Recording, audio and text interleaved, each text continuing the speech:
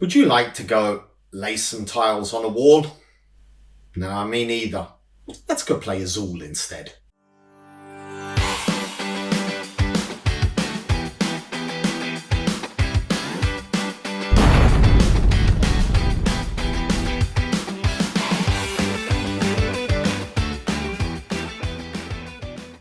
Hi everyone, and today I'm going to be teaching you how to play Azul on BGA.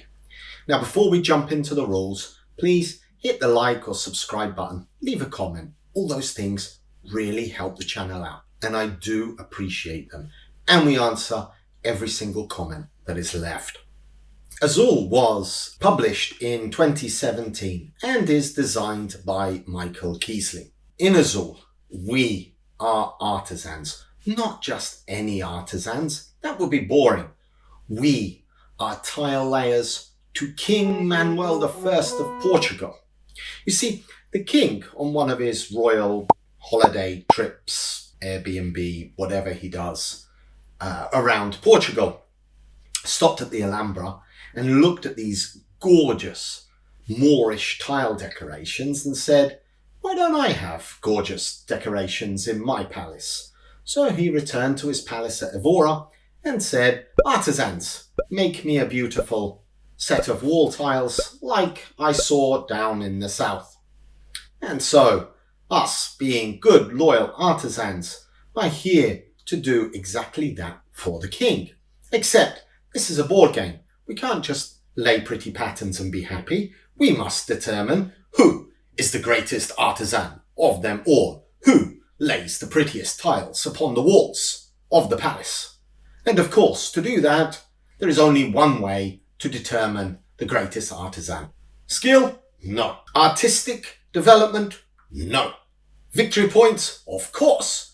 This is the ultimate measure of greatness, and we will be scoring victory points as we go to decide who is the greatest artisan of them all. Let's have a look how this game plays. Here we have a setup for 2 players.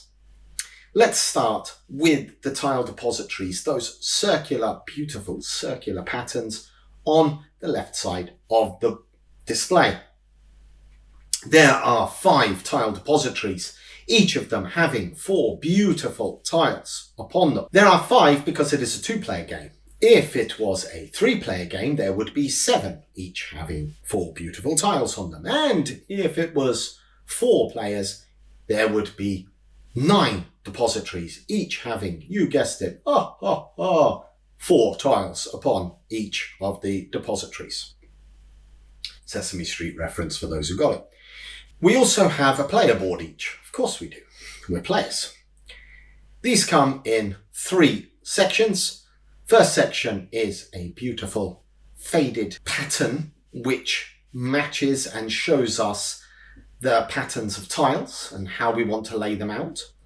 The other half is our tile laying row where we will place tiles, and at the bottom is the dreaded the floor line where we have dropped tiles to the floor, smashed them and suffered negative points, hence the ominous minus numbers that sit above the floor line. There is a small bag in the corner that represents the physical bag that we use in the game to draw more tiles. Now BGA is going to do all the tile drawing for you.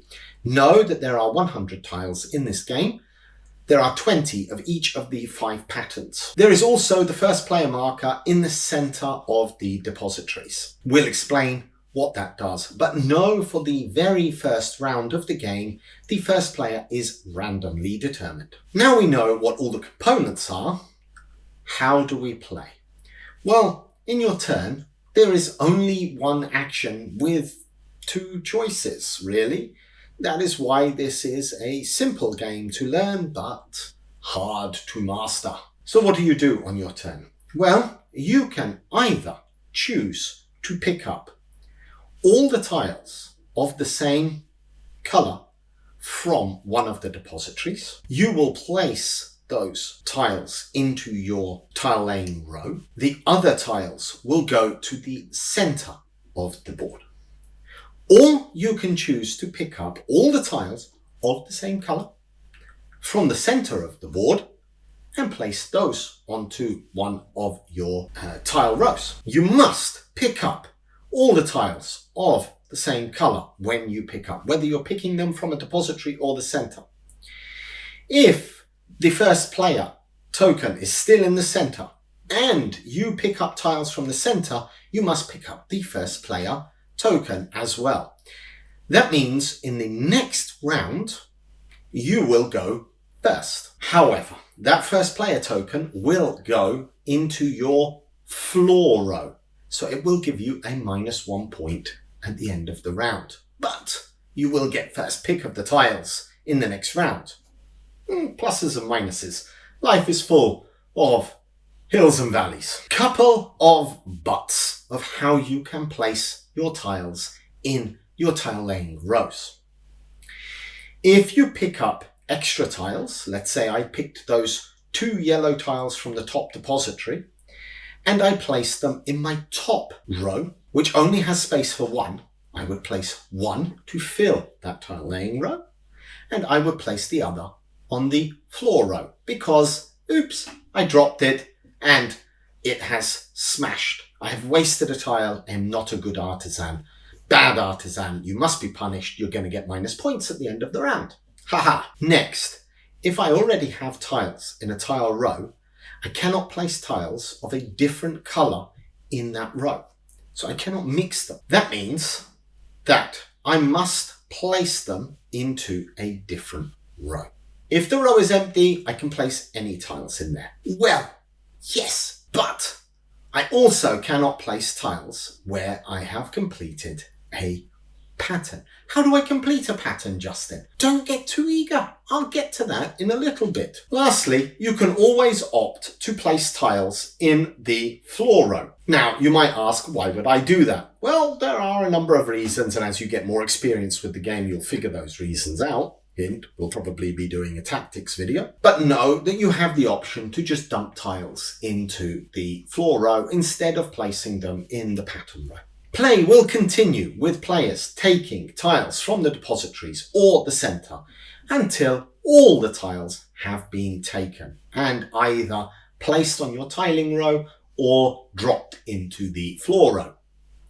At that point, we will complete patterns. Any of those tile laying rows which are complete will transfer to the pattern grid. Play will continue until all of the tiles have been taken from both the factory depositories and the centre.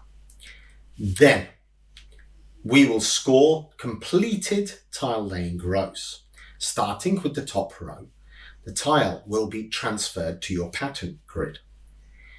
If there are no tiles, either vertically or horizontally, orthogonally for those that speak board game, adjacent tiles, then the tile scores itself 1 point. If there are a series of horizontally adjacent tiles, then each one, including the tile you just laid, scores 1 point. Similarly, if there are linked adjacent vertical tiles, they also score 1 point each, including the tile you placed. That means that tile you placed can score itself twice, once for all the linked horizontally adjacent tiles and once for the linked vertically adjacent tiles.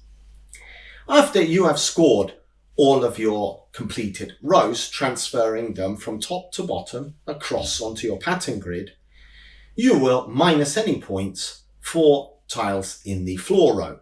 These negative points are cumulative. So if you had 4 tiles in that floor row, you would score -1, -1, -2, -2, or -6 for those that are not so quick at math. That is the end of a round. The tile depositories are then refilled. The player who has the first player token returns it to the centre and becomes the first player for that round. Player will then continue in the new round in exactly the same way, with players taking tiles from either the factory depositories or the centre until all the tiles finish and then scoring is done again. Play continues round after round until one player has completed a horizontal line of tiles on their pattern grid. That initiates the end of the game. That round is finished and completed. Scoring is done as normal. However, there is some bonus scoring at the end of that final round. For each horizontally completed line in your pattern board, you will score 2 bonus points. For each vertically completed line in your pattern board, you will score 7 points.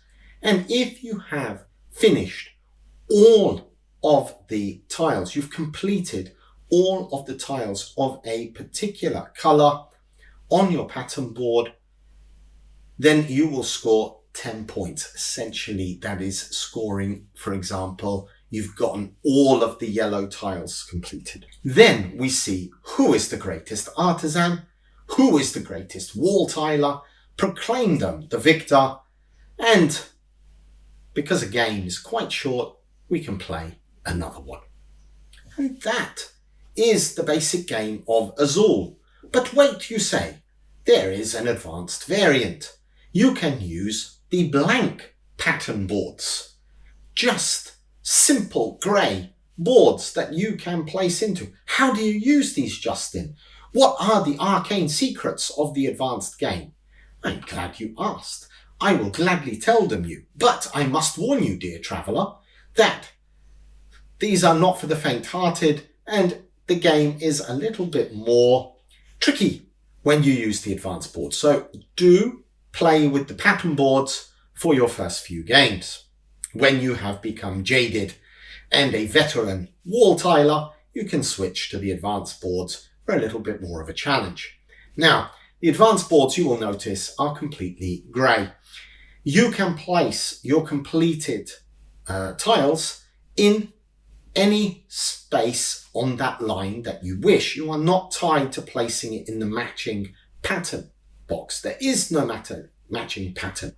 But you cannot repeat the same tile horizontally or vertically, which means you are going to have nice and easy open placement at the beginning of the game and a major headache later in the game when you're realizing, oh damn, I cannot place my tiles where I want to place them. That is what makes that advanced variant a little bit more tricky. Now you have everything you need to know about Azul. Go forth and tile walls, play, and become the greatest artisan. Please, if you like this video and you'd like to see more BGA tutorials, like and subscribe to the channel. It really helps us out. Until next time, wherever you are in the world, have a great day.